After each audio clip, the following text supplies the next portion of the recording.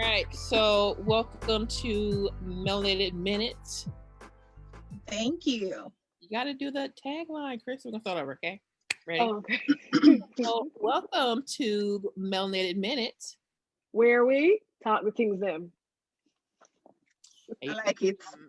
So we recently launched what we call our unboxed line within MelanatED, which kind of goes against what the traditional norms are in terms of ways of being, acting, doing. And so we have one about being professional, one about being respectful, we have one about being a lady, about being in church or what that means. And I'm talking to you today because there was a post that you made in regards to our unprofessional shirt. And so talk to us about one, why it resonated with you, and then a little bit about the story that you shared. Okay, the one that you said, it was the unprofessional shirt. I have always been a big girl, and some would say I'm blessed with something behind me. So You say big, you mean like voluptuous? voluptuous, curvy, thick. Yeah. Mm-hmm. With two C's. With two C's. So when I started working, I used to wear skirts because I liked skirts. And my boss and my supervisors would say, you need to stop wearing skirts to work. So I was confused because I didn't think I don't wear tight skirts. I was coming from a very Christian upbringing. My mom would not let me leave the house in a skirt that was tight. Mm-hmm. So I was confused. I asked, why should I stop wearing the skirts? And they told me that my body type made it look unprofessional. So I realized that it's because my butt was big and my waist was small, and I was looking, I guess, tempting or whatever to people. And I needed to stop wearing my skirts because it was unprofessional. At the time, I did stop because I didn't know how to stand up for myself at that time. I was 22 probably. And yeah, I was new. I just started working there. I didn't want any problems. So I just stopped wearing them. But it still was a problem because I wore pants and when I wear pants, those show up my butt too. It was very oppressive, I felt. So yeah, that's why the unprofessional shirt really struck a note with me, because if you're going to call me unprofessional, you need to say I'm not doing my job right, or I'm behaving badly with my patients or something. You can't look at me and tell me what I'm wearing is unprofessional. I'm not showing skin. You can't see through my clothes. Everything is covered. Right. And it's interesting because Krystal, I think we had a bit of this conversation with our other talk about how, part of the whole unprofessional thing and where it came from, like me, I'm locked, Krystal has locks, and like our hair is just the way it grows out of our head is considered unprofessional in some settings. And so even with you, like your body as it is would have been considered unprofessional. And it's like, on one aspect, it's like, first of all, the nerve of like you're saying that as I am, how I show up, just being me is unprofessional, right? The aesthetic. And then two, it's like, where did this whole thing come from that, the way we look cannot be the standard. Like we have to conform to something else and doing all these twists and turns and modifications in order for us to, fit in to whatever. And, just that alone is like, when you talk about like the plight of Black people or people of color and like the mindset that we have, well, it's no wonder if in every aspect of your life, you're being told that the way you are, the way you look, the way you show up is inappropriate or is not welcomed in some way. It stems from upbringing as well for me. As I said, I was raised in a very traditional Christian conservative household, and I did not start wearing shorts until I was probably 26 or 27, because my mother, and I'm sure it's her way of protecting me from society, and men be out there acting Men, up. men and So she would be like, no, you can't wear skirts, you can't wear shorts, or like skirts that are more than this much above your knee, because I don't want anything to happen to you. And, let's just try not to cause any problems out there. So it was ingrained, it was in me, that I couldn't wear certain things because of my size. And it wasn't until my late 20s when I was just like, bump that. If I like this, I'm going to wear it. And if you have a problem with it, just turn. You don't have to look at me. yeah, like, Don't look at me. like you said earlier, it's not my problem. Exactly. Yeah. Once I'm comfortable, I'm fine. All these messages that we're getting, first of all, where are they coming from? They're coming from lots of different places. Toni had mentioned parents. Toni had mentioned conservative Christian upbringing. There's messages from the workplace. And then what is the impact that those messages have had on you, T, as an individual, but also have you seen like in the world amongst your friends or whatever, like what the impact of those messages have been? It does impact self-confidence. I still don't really consider myself a confident person, but I am a lot more confident now. Impacted as in you interact with them like differently or at Yeah. all? So in relationships, professionally, just as friends, it has impacted me, because I have in the back of my mind, are they seeing me for what I am presenting, like intellectually, or are they just looking at me physically and saying, oh, look at what she's wearing, she must be easy, or she maybe wants me to make an advance based on what she's wearing. So that has impacted how I interact with men. Also, I went to an all-girls school, so that was a limited interaction with boys as well. So that also contributed to it. With my friends in Jamaica, we live in fear, women, because there's always some woman being abused or being kidnapped, or you seeing on the news that they found how many bodies just raped and murdered, and it happens very frequently. So just coming from that has been, it's trauma, and that's something that I have only come to appreciate since I've been in the States. I didn't consider a lot of my experiences trauma until I came here. Circling back to the the catcalling aspect of things. When I was in Jamaica, there wasn't a day that I would step out of my house and not be catcalled. Wow. And then coming up here, I was like, it was so refreshing. I think I came up here the August, and then December, I was like, no one has hollered at me. And I was like, that's so nice. That's so nice. I can count on one hand how many times a man has approached me up here.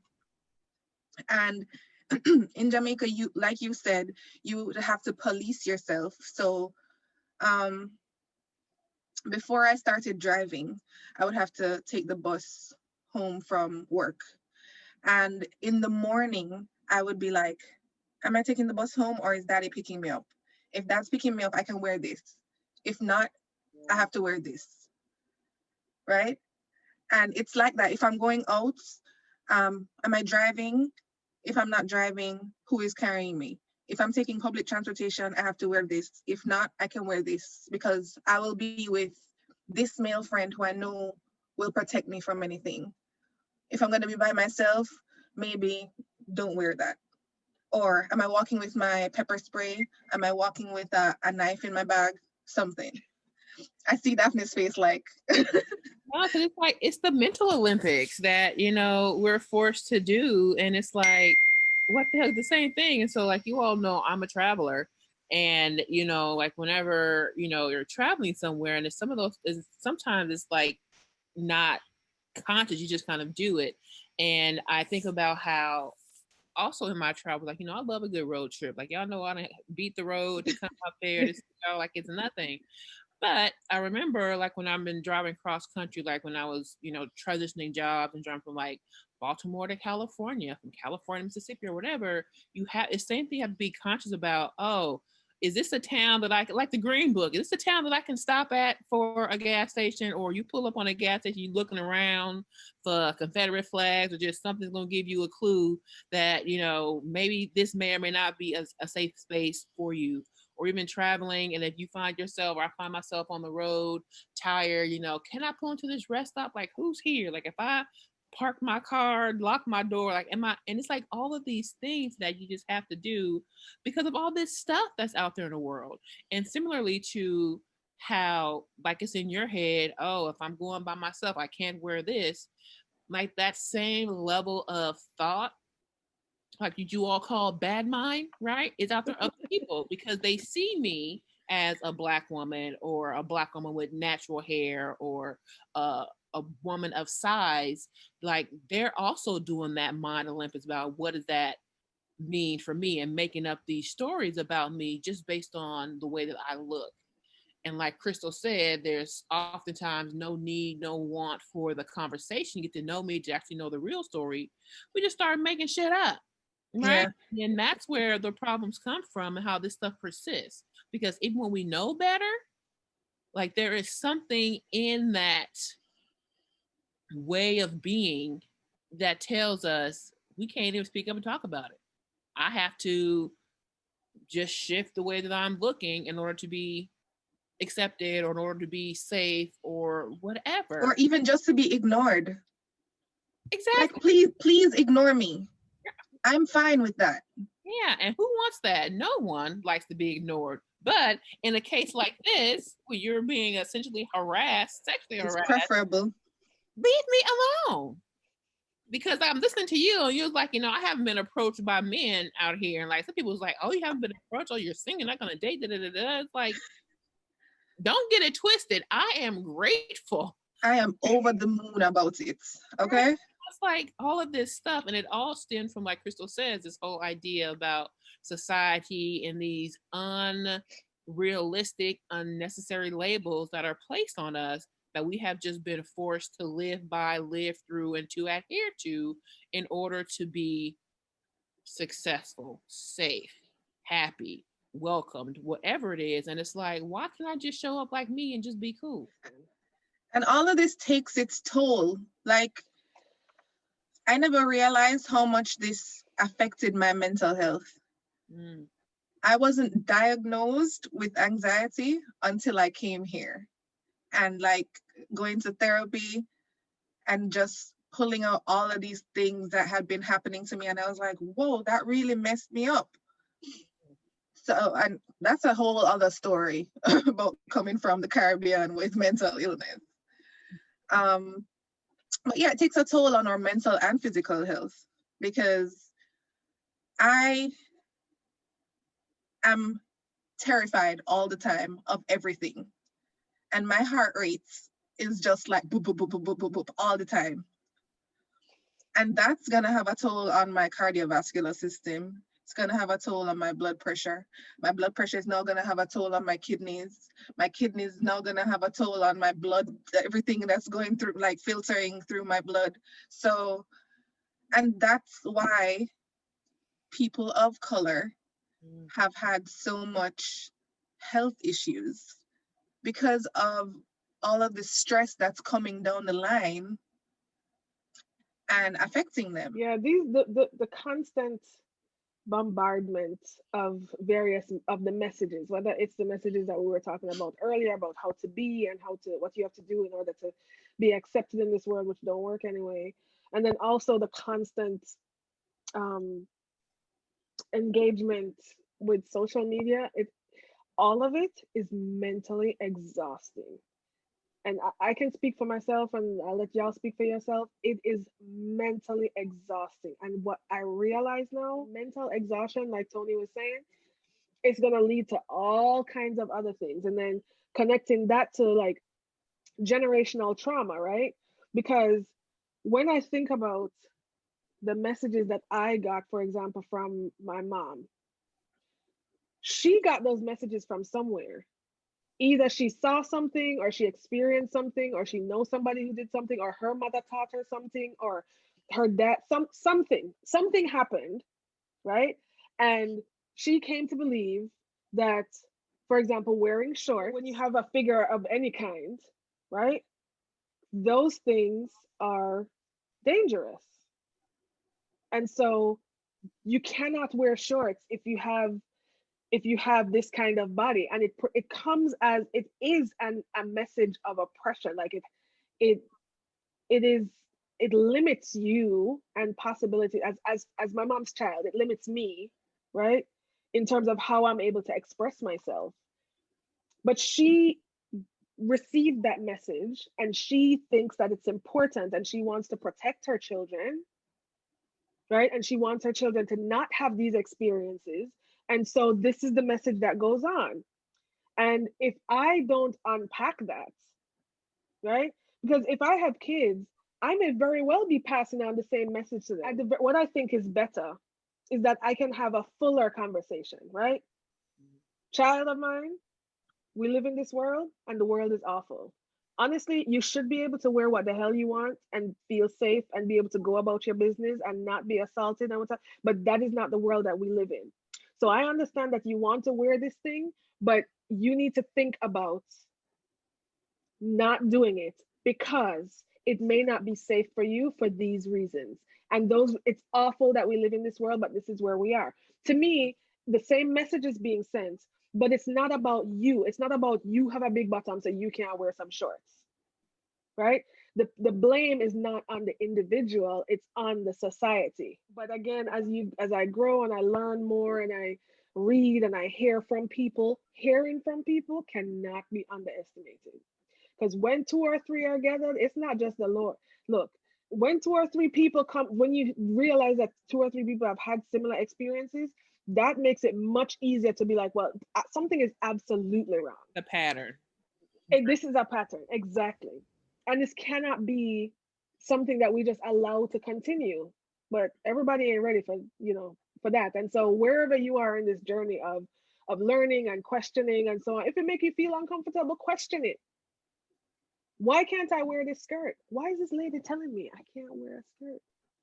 Because of my body. My body is my body. Maybe your expectations are whack. Maybe your rules are whack. It's not me. It's not my hips, ma'am. Right. It's your bad mind.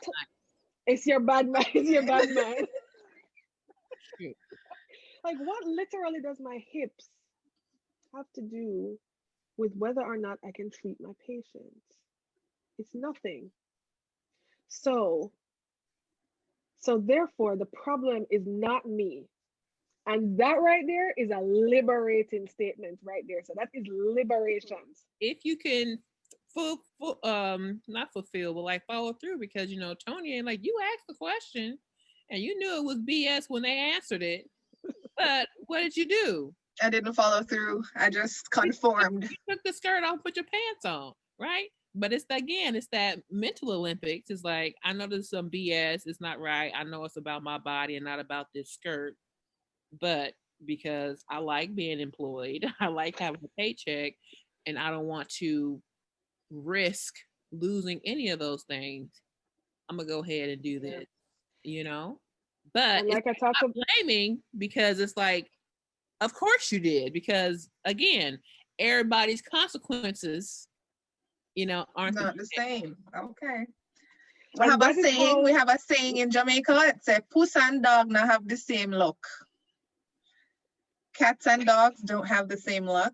No. Mm-hmm. Exactly. Dog. Anybody ever said a dog has 9 lives? Okay. No, because Puss and Dog don't have the same look. Right. That dog got one time to Everybody- try something. It's like everybody has never said all cats go to heaven. Because the cats are absolutely going to hell. Okay. So we're talking about unboxed, right? But even the older products, the melanated like a mug, which how genius is that? Daphne came up with that. Right. And to put it on a mug. And have you be the mug. That was genius.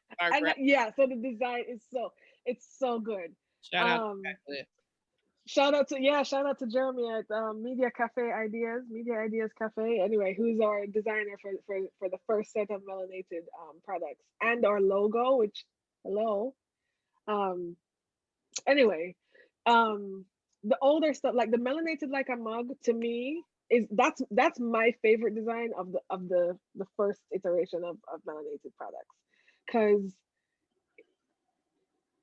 so my experience and Daphne and I have talked about this multiple times, my experience as a Black woman in America obviously is different than Daphne's experience as a Black woman in America, because she's a citizen, I'm not, right?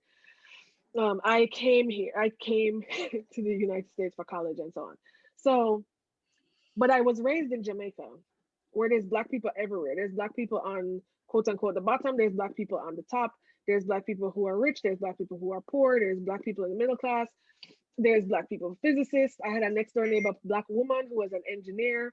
I mean, it's not like, again, some of the messages that my students have told me that they have gotten throughout their lives are not messages that we got when we were growing up. Like it never occurred to me that there was something that I couldn't do. And the reason I couldn't do it is because I was Black. That doesn't make any sense. I can't swim, I can't do math, I can't, because I'm Black, that doesn't make any sense. So I never had that. And that was the cause of a lot of this. So we can talk about mental health another day, and we'll have Toni on back because that's her area of research. But my mental health really suffered because I could not, what do you call it? Like, I couldn't figure out what the connect, like, how are these two things? I know one thing as fact, and I'm living in a world where people are operating as if that's not a fact. Like, couldn't come to terms with it. I could not come to terms with it. I really could not figure it out. And so when I really realized that being Black in America, even being proud of being Black, is work. And a problem for some people. Is work, right? And like Daphne was saying, some people have a problem with Black people being proud. Are you crazy? If you don't go to your house and sit down and think about your life and leave me alone. So that's kind of why the melanated like a mug to me is, yes, absolutely. And you think I'm not supposed to be proud, and I am. So let me hear what else you got to say. Right? Right. So that's my favorite. That's my favorite one. Do you guys have favorites? I think, well, this one that I have on. Hey, no. I'm not only a client. Right? I also love the future is melanated. Mm-hmm, mm-hmm. We have not reached our full potential, I think. And it's because of things that have kept us down. So we're going to persist. Right. And the future is going to be melanated. That's okay. Right. That's right.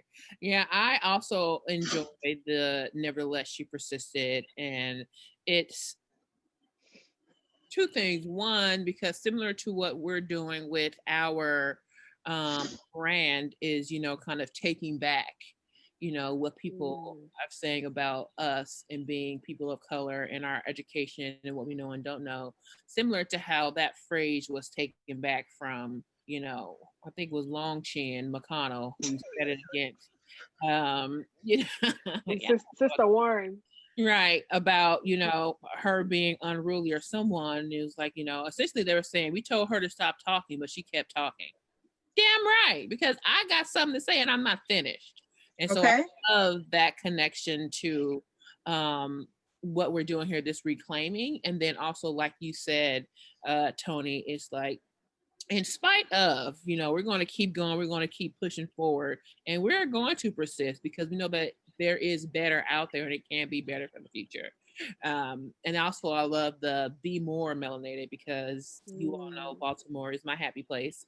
And so I just love the city. And a part of it is, you know, like you all say, growing up in Jamaica, you know, being around, you know, Black people all the time. I grew up in California, and, you know, we are forever branded as the melting pot, or as we call it, you know, the stir fry.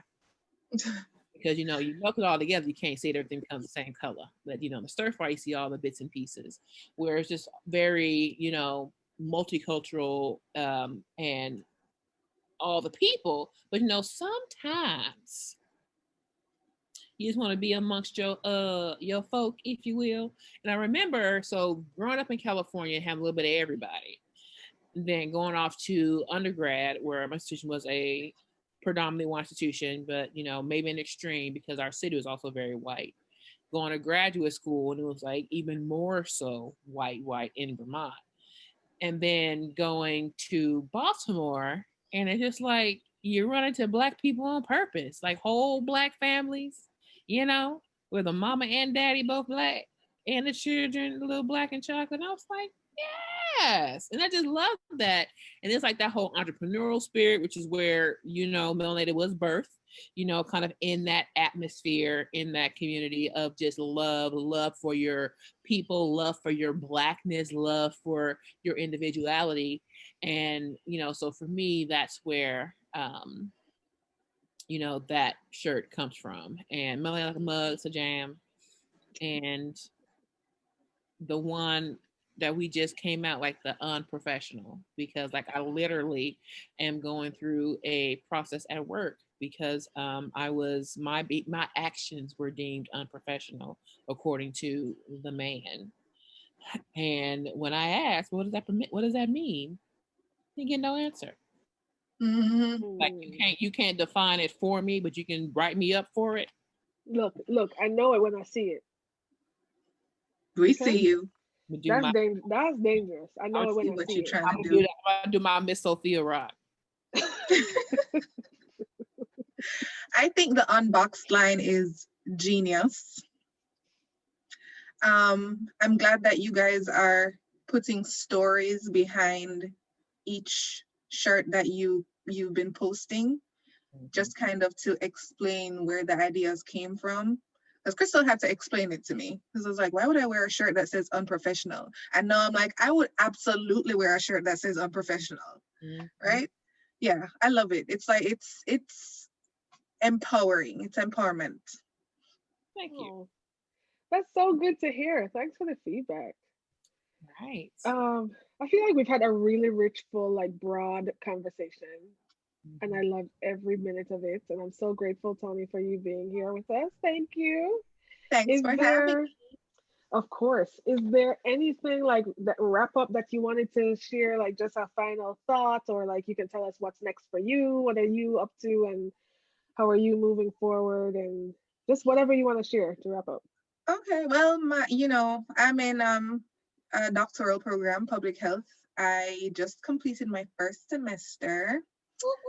So I'm looking forward to COVID being a thing of the past so that I can visit home. So please, y'all, just wear your damn masks. No. Wear your damn masks and stay home. Simple. Thank you. Simple. That's it. That's coming from your public health professional. Okay. Yes. Okay. Wear your mask. Stay in the house. So thank you, Toni. Thank you, sister. You're welcome. Bye. Bye. Hold me when I'm falling. Niggas want it on me. Want it, tell it on me. Stood up, now I'm stalling.